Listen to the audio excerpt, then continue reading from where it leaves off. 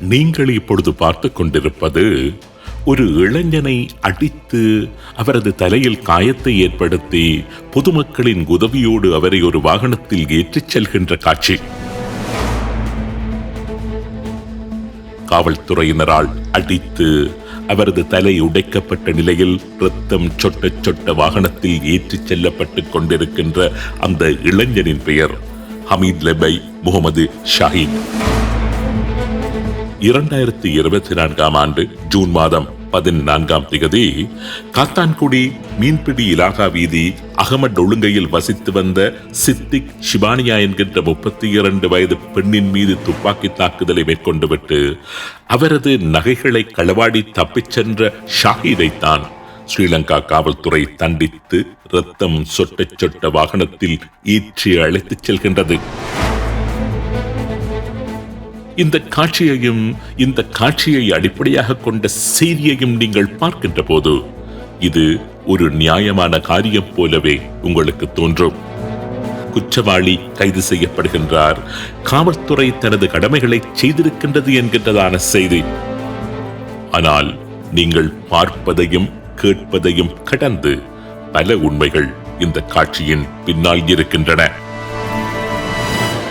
ஷாஹித் என்பவர் யார், அவரது பின்னணி என்ன என்பது பற்றியெல்லாம் பார்ப்பதற்கு முன்னால் ஷாஹித் எதற்காக காவல்துறையினரால் தாக்கப்பட்டார், அவரது தலை எதற்காக உடைக்கப்பட்டது என்று பார்ப்பது அவசியம்.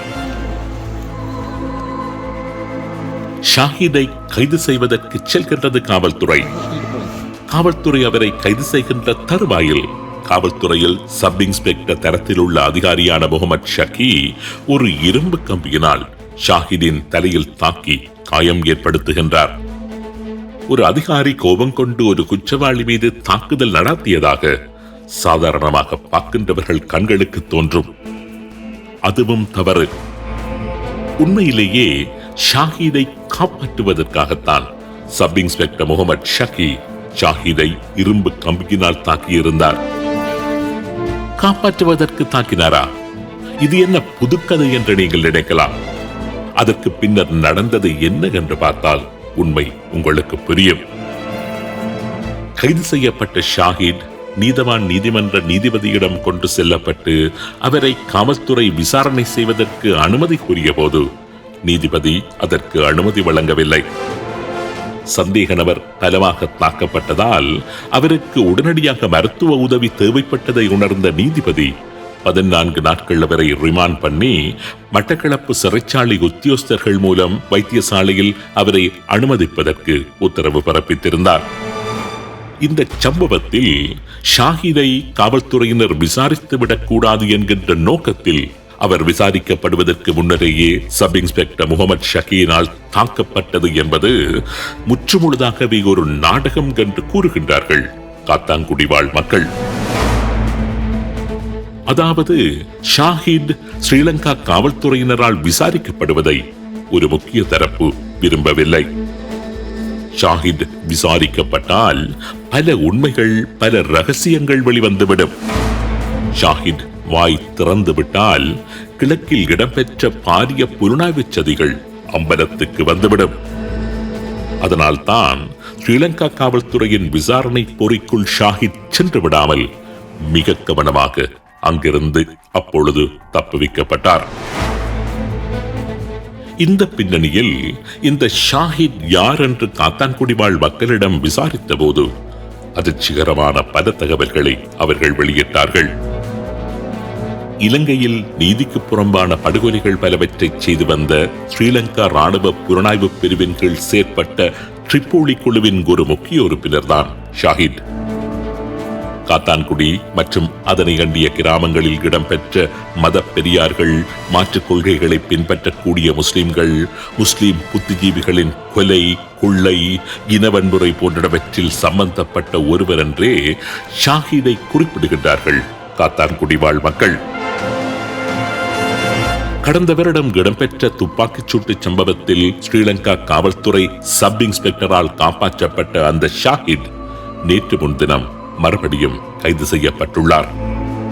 இம்முறை அவரை கைது செய்தது ஸ்ரீலங்கா காவல்துறை அல்ல, மாறாக ஸ்ரீலங்கா ஜனாதிபதியின் கீழ் நேரடியாக செயற்படுகின்ற விசேட பயங்கரவாத குற்றத்தடுப்பு பிரிவு. ட்ரிப்போலி குழுவில் ஷாஹித் செயல்பட்ட காலத்தில் அவர் புரிந்த படுகொலைகள், அந்த படுகொலைகளில் அவருடன் இணைந்து ஈடுபட்ட நபர்கள், கொலைகளுக்கு பயன்படுத்தப்பட்ட ஆயுதங்கள், நாடாளுமன்ற உறுப்பினர் ஜோசப் ராஜசிங்கத்தை படுகொலை செய்வதற்கு பயன்படுத்தப்பட்ட ஆயுதத்தை மறைத்து வைத்தது, இவைகள் பற்றிய விசாரணைகளுக்காகவே ஷாஹிதை விசேட பயங்கரவாத குற்றத்தடுப்பு பிரிவு கைது செய்துள்ளதாக கூறப்படுகின்றது. அதேவேளை பிரித்தானியாவில் தங்கியிருந்தபடி ட்ரிப்போலி பிரிவின் ஒரு ரகசிய குழுவை இயக்கிக் கொண்டிருப்பதாக கூறப்படுகின்ற ஒரு நபர் பற்றிய சாட்சியை பதிவு செய்வதற்காகவும் கூட இவர் கைது செய்யப்பட்டு விசாரிக்கப்பட்டு வருவதாக படைத்துறை தகவல்கள் தெரிவிக்கின்றன. இலங்கையில் பல்வேறு குற்றச்செயல்களை செய்துவிட்டு இலங்கையில் இருந்து தப்பியோடி பிரித்தானியாவில் தஞ்சம் அடைந்துள்ள போலீஸ் பாய்ஸ் என்கின்ற நபரின் தலைமையில் தான் இந்த ஷாஹித் முன்னர் செயற்பட்டதாக கூறப்படுகின்றது. கிழக்கில் இடம்பெற்ற பல படுகொலைகளின் பின்னணியில் இந்த போலீஸ் பாய்ஸ் இருந்ததாக கூறப்படுகின்றது. இந்த போலீஸ் பாய்ஸை பிரித்தானியாவில் இருந்து நாடு கடத்தி இலங்கைக்கு வரவழைத்து இலங்கையில் அவர் மீதான நீதி விசாரணைகளை முன்னெடுக்கும் நோக்கத்தோடு ஷாஹிதிடம் விசாரணைகள் மேற்கொள்ளப்பட்டு வருவதாகவும் கூறப்படுகின்றது. இந்த இடத்தில் ஒரு முக்கியமானவரின் சாட்சியை எமது நேர்களுடன் பகிர்ந்து கொள்ள விரும்புகின்றேன்.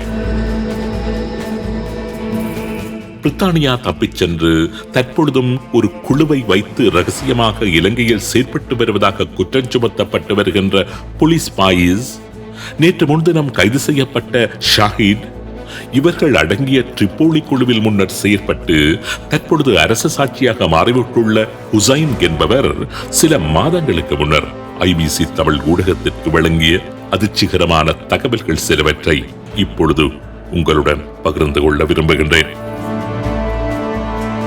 ஹுசைனின் சாட்சியை கேட்கின்ற பொழுது உங்களுக்கு விளங்கும் எப்படியான காலச்சூழலில் எப்படிப்பட்ட ஆபத்துக்களின் மத்தியில் கிழக்கு மாகாண தமிழ் முஸ்லிம் மக்கள் வாழ்க்கையை நடத்தி கொண்டிருந்தார்கள் என்று. வரக்கூட இங்கே தேத்தாத்தீவு துண்டுக்குள்ள வச்சு குடிச்சு அவங்க 2 பேரை கொண்டு வந்து காத்தாங்குடி, அந்த அவங்க 2 பேரை கொண்டு காத்தாங்குடி பயிர்வாண்ட பயிர்கின்றான் ருசியான காடு, அந்த காட்டுக்குள்ள வெட்டி தாட்டு அதை வந்து தாக்குறார்கள்.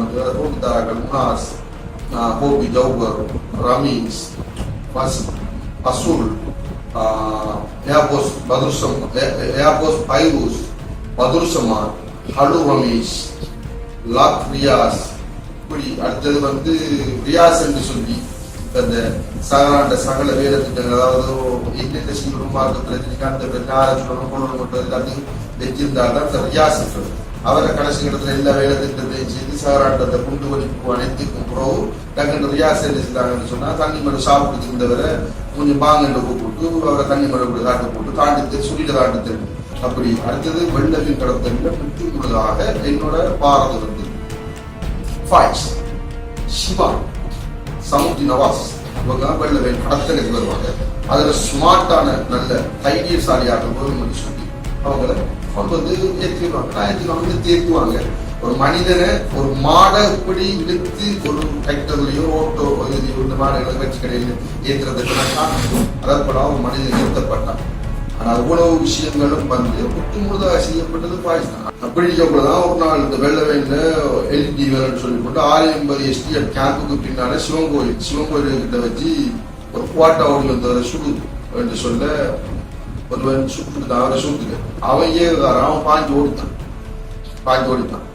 திரும்ப அவனை திரத்தி போய் அவனை குளிச்சு அவனை கொண்டு போட்டு சரியாக 680 அந்த சிவன் கர்த்தசாமி கோவிலுக்கு இப்ப பக்கத்துல ஒரு விடுதி மாதிரி ஒன்று கட்டிருக்காங்க. மரத்துக்கிட்ட ஒரு மரம் ஒன்று நீக்கி சரியா இப்ப அந்த மரத்துக்கிட்ட கொடி நீக்கி சும்மா நீங்க ஒரு பாருங்க சவுக்காலை எழும்புறாப்புல எண்ணத்தன்மை எழுப்பி போய் நான் இப்ப போனங்களை அவன்கிட்ட பார்த்து வந்து அதாவது தாக்கி அப்படி ரத்தம் வந்தா அப்படி நிற்கும். அவ்வளவு வெட்டி பெட்டு அதை வந்து ஒரு ஆட்டுக்காலைக்குள்ள வச்சு அவனை சுட்டேன். ஆட்டுக்காலைக்குள்ள வச்சு அந்த டீம் ரோட்ல இருக்கிற ஆட்டுக்காலை அவங்க எல்லாம் ஆட்டுக்காலைன்னு சொல்றேன். அதாவது நீங்க இப்ப இந்த பொலிசி ஆர்மி இப்படின்றதான் நீங்க சட்டத்தில் இதுல செய்யணும், சட்டத்துக்கு பார்க்கறீங்க இல்ல. காத்தாங்குடியில உறந்து வளர்ந்த முஸ்லிம்கள் சாதாரண நாணறிய பாயிஸ்க்கு ஒரு 15% இந்த உழவு நடந்த கொலைகள் சம்பந்தத்துக்கு உதவி செய்த. அதுல முக்கியமாக இப்ப மட்டக்களப்பு மாவட்டத்தில் கொடிகட்டி பறக்கும் உடல் அஷிம் ஒரு கொலையாளிக்கு காசு கொடுக்குற 50,000 1 லட்சம் கொடுக்குற அளவு. இன்றைக்கு அவர்கிட்ட ஒரு 5-6 மைனமும் போலீஸ் பாய்ஸ் கொடுத்த இன்றைக்கு அந்த சாமனை வாங்கி கொடுத்தவர் சுபியா 2 உறுப்பு கடை வச்சுக்கிறவர் அவர் வாங்கி கொடுத்தார். அவர் ஒரு பேர் போனார். அடுத்தது சொல்ல போனா பிஎம்ஜிஜி நிறைவேற்ற அதிகாரி அவரோட பேர் சொன்னா முட்டையாள் ரவுமா என்ற இவங்களோட நெருங்கி பழகல அவங்களோட பேர்ல எனக்கு தெரியாது ரவுமா. அதாவது அவங்க எல்லாம் இவ்வளவு ஒரு அழகாக கூட்டேஸ்வர் நீட்டாக இங்கிலீஷ் வேர்ட் பாவிச்சு 75% தமிழை 25% பாவிச்சு 75% தமிழ்ல போடுறாங்களாம். கொண்டா காசு அதாவது ஃபாயிஷ வந்து முற்றுமுழுதாக வழி நடத்துறது, முற்றுமுழுதாக வழி நடத்தி இதுவரைக்கும் வெளிநாடுல கொண்டு சேர்த்ததும் அந்த ஈமானிய நெஞ்சங்கள் என்ற தௌஹீத் இஸ்லாமிய அடிப்படைவாத அமைப்பில் அங்கம் வகித்தவரும் சாஹித்துடன் நீண்ட காலம் இணைந்து செயற்பட்டவரும் சாஹித் மற்றும் அவர் சார்ந்த ஈமானிய நெஞ்சங்கள் தீவிரவாத அமைப்பு மேற்கொண்ட பல படுகொலைகளை நேரில் பார்த்த சாட்சியமான ஹுசைன் என்பவர் காத்தான்குடியில் இடம்பெற்ற பல படுகொலைகளின் உண்மையான பின்னணிகள் பற்றி எங்களுடன் பேசினார். போலீஸ் பாய்ஸ், தாடி பாய்ஸ், ஆமி இன்றிருக்கிற பாய்ஸ் என்றது 3 பேர்ல உலாவுற ஒரே பாய்ஸ் வந்தான்றதை நான் அறிஞ்சு கொடுத்தேன். இன்னைக்கு இவருக்கு பொடிக்காட்டா வரவர் மங்காட சைது, அவனோட அப்பாட பேர் மங்காடு சொல்றது. கிஸ்புல்லா விளையாட்டு அரங்குக்கு பின்னால ஒரு தேத்தினி கடை வச்சுக்கிற ஒரு மெல்லிய உயர்ந்த மகன் தான் இவர் சைது என்றது. காத்தான்குடி பிரதேச செயலாளராக கடமையாற்றிக் கொண்டிருந்த ELM பலீல் என்பவர் 2005ஆம் ஆண்டு டிசம்பர் மாதம் 2ஆம் தேதி சுட்டுக் கொல்லப்படுகின்றார். கல்முனை நெற்பட்டி முனை என்கின்ற கிராமத்தைச் சேர்ந்த பலீலை தமிழீழ விடுதலை புலிகளே கொலை செய்ததாக அந்த நேரத்தில் பேச்சடிபட்டது. ஆனால் அந்த படுகொலையை ஈமானிய நெஞ்சங்களைச் சேர்ந்த இந்த முகமது சஹீத் மற்றும் போலீஸ் ஃபாயிஸ் என்று அழைக்கப்படுகின்ற முகமது ஃபாயிஸ் போன்றவர்களே செய்ததாக கூறுகின்றார் அவர்களுடன் சேர்ந்து செயற்பட்ட ஹுசேன். சுனாமி வீட்டு திட்டத்தில் ஊழல் செய்தார் என்கின்ற குற்றச்சாட்டில் இஸ்லாமிய ஷரியா சட்டத்தின் கீழ் அவருக்கு ஈமானிய நெஞ்சங்கள் என்கின்ற அந்த தீவிரவாத அமைப்பினால் தண்டனை வழங்கப்பட்டதாகவும் அவர் கூறுகின்றார். சுனாமி அந்த டைம்ல DS பலீல் என்று சொல்லி அவர் கொல்லப்படுறார். அவரை கொண்டதும் வந்து அவர் தான் சுட்டது. இது எனக்கு திட்ட தெளிவாக தெரியும். உடனே பாயிஷ் அந்த கன்றைக்கு எடுத்து என்ன செய்யறேன்னு சொன்னா DS பள்ளியில சுடுறதுக்கு உத்தரவாதம் போடுற சைட்டு நேரடியாக சைட் போய் என்ன செய்ய சுடுறேன். 2007ஆம் ஆண்டு ஆகஸ்ட் மாதம் 11ஆம் தேதி கேர்னல் லத்தீப் என்று அழைக்கப்படுகின்ற முகமது லத்தீப் என்பவர் வாழைச்சேனை என்கின்ற இடத்தில் உள்ள பள்ளிவாசலில் தொழுகைக்காக சென்று கொண்டிருந்த போது சுட்டுக் கொல்லப்படுகின்றார். அந்த கொலைக்கான பழியும் விடுதலை புலிகள் மீதுதான் ஆரம்பத்தில் சுமத்தப்பட்டது. ஆனால் தனது தந்தையை கொலை செய்தது போலீஸ் பாயிஸ் மற்றும் அவரது தீவிரவாத அமைப்பைச் சேர்ந்தவர்கள்தான் என்று அவரது மகன் வாழைச்சேனை காவல்துறையில் முறைப்பாடு செய்திருந்தார். காவல்துறை வழமை போல எந்தவித விசாரணைகளையும் மேற்கொள்ளவில்லை. 9 வருடங்கள் கழித்து 2016ஆம் ஆண்டு அவரது பிள்ளைகள் மறுபடியும் தமது தந்தையின் கொலை குற்றவாளியான போலீஸ் ஃபாயிஸை தண்டிக்க வேண்டும் என்று கோரி ஸ்ரீலங்காவின் சிரேஷ்ட போலீஸ் மா அதிபரிடம் முறைப்பாட்டினை மேற்கொண்டிருந்ததும் குறிப்பிடத்தக்கது. அடுத்தது கேர்னல் லத்தீப் அவரை சுடுறதுக்கு போறாங்க. யாரு? ஷீபான், ஷஹீத், ஷமுத்தி நவாஸ், இவங்க 3 பேரும் போறாங்க. அந்த வாழைச்சேனையில பாயிஸ்ல ஒரு ஆள் ரிஷ்வி என்று சொல்றாரு, அவர் இருக்கிறார். ரிஷ்வீன் என்றவர் இருக்கிறார். அவங்க போய்தான் அந்த கேர்னல் லத்தீப்பையும் சுடுறாங்க. சுட்டு போட்டு இங்க வந்து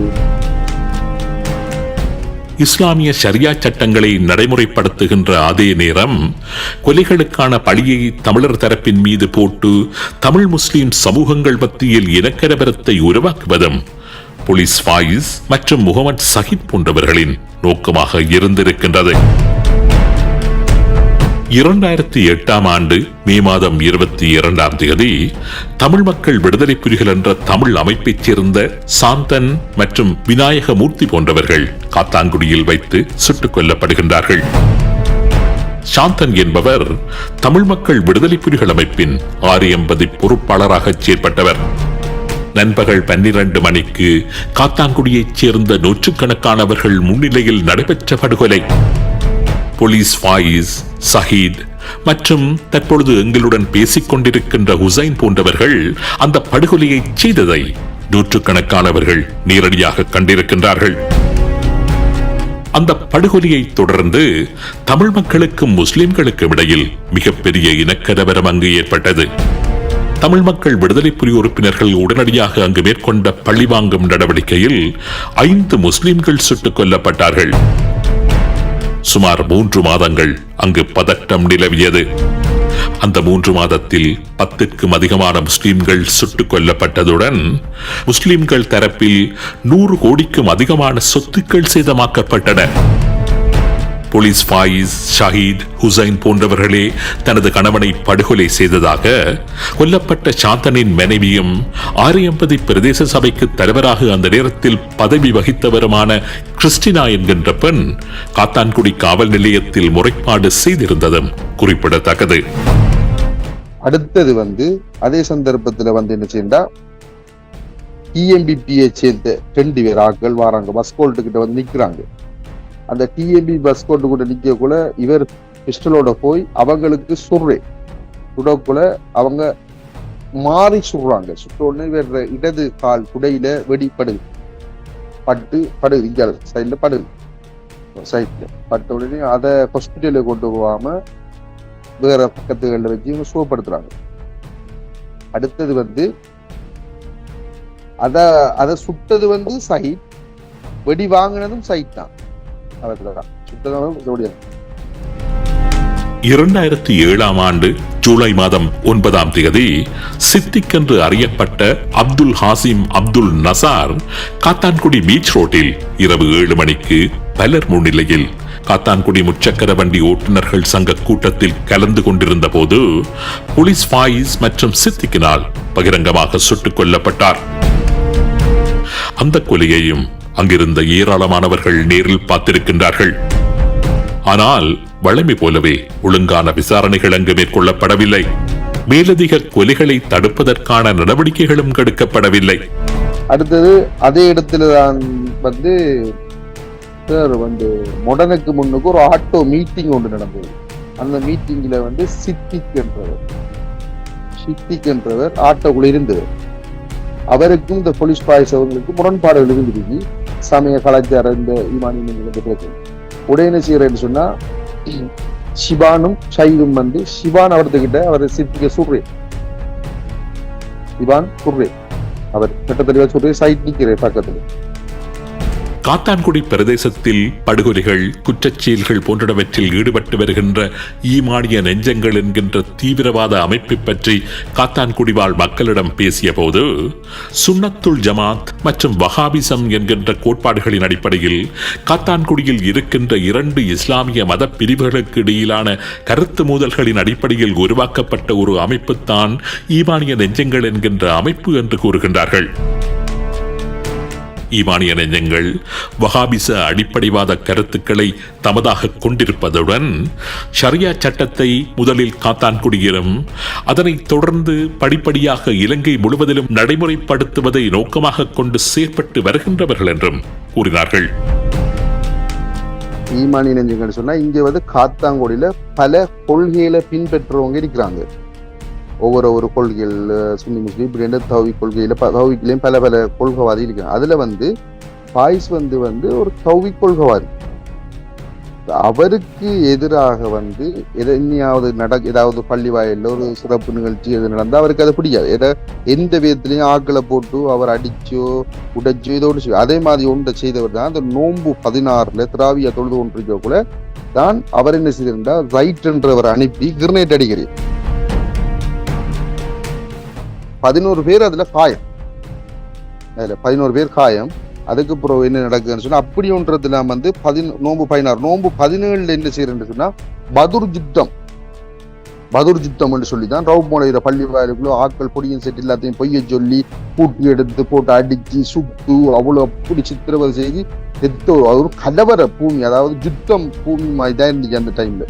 அப்படி அவ்வளவு ரவுப் மோலையிற ஆட்கள் அவ்வளவு என்ன செய்தாங்க, தஞ்சம் பூந்து அவங்களால இயலா அப்படிப்பட்ட அவர தௌஹி கொள்கையை மட்டும். இவருக்கு இந்த கொள்கைக்கு யாரு பின்புலம் இருக்கிறாங்க, என்ன நடக்குதுன்றது நமக்கு தெரியாது.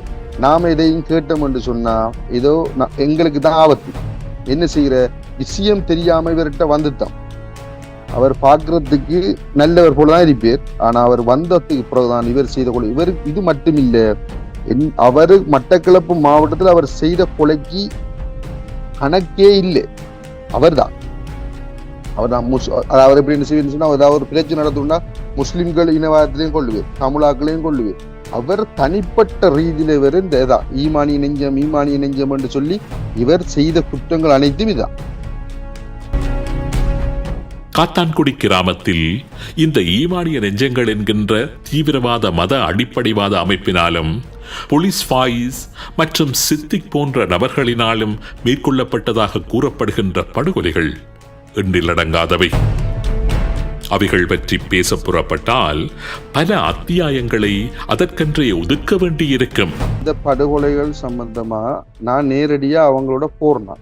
நான் ஒரு வாகன டிரைவராக நான் அவங்களோட போவேன். சில நேரம் மோட்டர் பைக் ஓடிப்போவேன், இல்லை வாகனம் ஓடி போவேன். இது ஒவ்வொன்றும், அதாவது நேற்று நடந்த கொலை கூட இது வெளிநாட்டில இருந்து பாயிஸ்ல ஒரு ரிலேஷன் சொந்தக்காரன் அவரால் தேவைக்காக கொலை செய்ய தேவைக்காக சைட் அனுப்புறவங்க. சைட்டை இப்படி சொல்லி நீ போ என்று சொல்லி இவர் அனுப்பப்பட்டுதான். இவங்க நினைக்கல கேமராவில் பிடிபடுவது அப்படி. இது அனைத்தும் வாய்ஸ், அதாவது சைட் மட்டும் இல்லை, சைட் அப்படி இன்னொரு சிபான் என்றவர் இருக்கிறேன். அவர் அடுத்தால் முக்கியமான ஆள். அவர்கிட்ட ஆயுதம் இன்னும் அவர்கிட்ட இருக்கிற ஒரு MLT பிஸ்டல் ஒன்று இருக்குது. அந்த ஆயுதத்தை கூட அவங்க எடுக்கிறாங்கல்ல, வயிறுக்கு. அடுத்தது ரமீஷ், அவர பேர் ரமீஷ் என்றவர், அவரும் இருக்கிறாங்க. அவங்க எல்லாம் என்ன செய்யறாங்கன்னு சொன்னா அவர் லண்டன்ல இருந்து அவர் என்னத்தை சொல்றோ அதை செய்வாங்க. அதாவது லண்டன்ல இருந்து போலீஸ் பாய்ஸ் என்றவர் லண்டன்ல இருந்து என்னத்தை சொல்றோ அதை செய்யறதுக்கு, இங்க கொலையா செய்யறதுக்கு என்று சொன்னா இப்ப சைட் என்றவர், நேற்று பிடிபட்ட சைட் என்றவரும், அடுத்தது பெயிண்டர் சிவான், மாலா ரமீஷ் என்று சொல்லுவாங்க ரமீஷ். அடுத்தது அவர பொருளாதாரம், அவருக்கு காசி பணங்கள் யாருக்கு வழங்கணும் கொடுக்கணும் என்ற அனைத்தையும் ஆயுதங்கள், அவர பழைய ஆயுதங்களை பாதுகாத்து வச்சுக்கிறது பர்ஷாத் என்றது. அவர் இப்ப அவர் நல்லவர் போல நடிச்சு அவங்க தீர்றாங்க. இவங்கெல்லாம் பல கொலைகளை செய்தாங்க. அதாவது கொலைகள் மட்டக்களப்பு மாவட்டத்துல, நான் சொல்றேன் மட்டக்களப்பு மாவட்டத்துல வாய்ஸ் செய்த கொலைகள் அவர் தந்த கென்றைக்காக வேண்டியும் தமிழ் முஸ்லிம் இடையில ஏன் நீங்க சும்மா அவரை கொல்ல போறீங்கன்னு கேட்டக்குள்ள இல்ல அவன் நம்மளோட மோட்டர் பையை கடத்தினவன், அது செய்த வேண்டிய ஏதாவது ஒரு குற்றத்தை சாட்டுவி. பக்கத்துல ஒரு அவர் ஏரியா விட்டு பக்கத்துல ஒரு சில்லறை கடை ஒரு தமிழால் போட முடியாது. போட்டா கடையில இங்க பிசினஸ் குறையுதுன்னு சொல்லி அவரை கொள்ளுவார். காரணம் வேண்டாம், இங்க அப்பத்தானே இங்க கடைக்காரக்கிட்ட அவர் கப்பம் எடுக்கணும். மாசம் இவ்வளவுன்ற காசை அறவிடலாம். அந்த கடையை வியாபாரம் போகலாட்டிதான் இங்க வியாபாரம் போனதான் அவங்க அறவிடலாம். அந்த காரணம் அது கலவர். இவங்களோட பிரச்சனையே கலவரம் தான். இவங்களை நிறைய இப்படித்தான் இது. அடுத்த இது செய்தாங்கன்னு சொன்னா காத்தாங்குடி போர்டர்ல ஒரு பெட்ரோல் செட் இருக்குது, அடுத்த போர்டர்ல ஒரு பெட்ரோல் செட் இருக்குது. அந்த டைம் என்ன சொன்னா ரவி என்று சொல்ற ஒரு வர்த்தகர், அவர் நாவ கூட வச்சிருந்தார். அவர் என்ன செய்தார், அவர் ஒரு பெட்ரோல் செட் ஒன்று ஆரம்பிச்ச உடனே இங்கத்திய காத்தாங்குடி இருக்கிற பெட்ரோல் செட் உரிமையாளர் என்ன செய்யாங்கன்னா பாய்ச்சி கன்றை கொடுக்குறாங்க, ரவி என்றவரை சுடுங்கன்னு சொல்லி. அந்த இடத்துக்கு உடனடியாக ஒரு தரம் சிவானும் சைட்டும் போறாங்க. போய் என்ன செய்யறாங்கன்னா இல்ல அவர் இல்லை என்று சொல்லி திரும்ப வராங்க. திரும்ப இன்னொரு தரம் போய் சிவானும் சைக்கும் அவரை சுட்டு படுகொலை செய்கிறார். நாகப்பட்டினம், அதாவது இசை நடன கல்லூரிக்கு முன்னுக்கு இருக்கிற பெட்ரோல் செக். காத்தான்குடி என்கின்ற அழகிய கிராமத்தை அமைதி மார்க்கத்தின் விழுமியங்களுடன் வாழத் துடிக்கின்ற மக்களை கொண்ட அந்த கிராமத்தை தீவிரவாதம் கொண்டு தாக்குகின்ற, அமைதியை குழப்புகின்ற நபர்கள் நிச்சயம் தண்டிக்கப்பட்டே ஆக வேண்டும். ஆனால் இலங்கையில் அதற்கான வழி இருக்கின்றதா? எதிரொலிக்கின்ற இந்த கேள்வியுடனேயே நிகழ்ச்சியை நிறைவு செய்கின்றேன்.